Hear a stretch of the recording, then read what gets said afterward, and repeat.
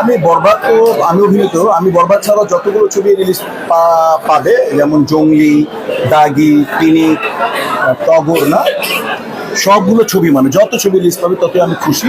এবং আমি খালি চাই যাতে এটা যাতে ঈদ বকরিদে যাতে আমাদের ছবি রিলিজের ডেট না থাকে, মাঝখানে যাতে ছবি হয়। এবং এই জন্য আমি দোয়া করি যে মানে মাঝারি বাজেটের ছবি, বড় বাজেটের ছবি বা একটু সীমিত বাজেটের ছবি, সমস্ত বাজেটের ছবি যাতে সাকসেস পায়, তখনই প্রডিউসাররা মানে হাত খুলে ছবি বানার চেষ্টা করবে।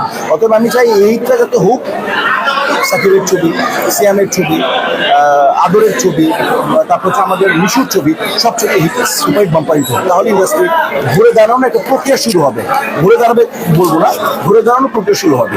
সিনেমা হল যেহেতু মুক্তি পাচ্ছে, সিনেমা হলগুলো নিয়ে আসলে হল মালিকরা কোনো আশঙ্কা প্রকাশ করছে কিনা, এবং এই বিষয়ে সরকারের সাথে আপনারা কোনো ধরনের কথা বলছেন? হ্যাঁ ভাই, আমরা সরকারের সাথে আমাদের কোনোই না, এটা আমরা অভিনয় করি, শিল্পী না না শিল্পী সমিতি যতটুকু স্বার্থ সরকারের সাথে জড়িত থাকবে অতটুকু শিল্পী সমিতি সরকারের কাছে যাবে।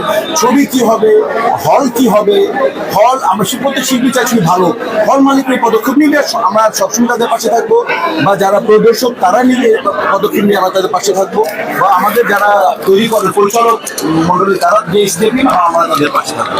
অতএব আমরা যারা স্টেক হোল্ডার তারা যে সিদ্ধান্ত নিবে আমরা তাদের পাশে থাকবো। শিল্পী সমিতি তো শিল্পীদের স্বার্থ সংরক্ষণ করে।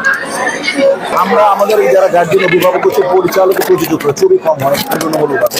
যখন প্রোডাকশন বেশি হয় তখন কিন্তু আমরা অনেক প্রডিউসারকে কোনো পৃষ্ঠপোষকতার জন্য যখন দিই তখন তারা হীন মানে আমাদেরকে সাহায্য করে। কিন্তু এখন তো আমাদের পৃষ্ঠপোষকতার জন্য তো জায়গা থেকে আমরা যারা একটু সলভেন্ট শিল্পীগুলো আছে সবাই মিলে ইনশাল্লাহ আমাদের যারা অর্থনৈতিকভাবে একটু অসচ্ছল তাদেরকে আমরা তাদের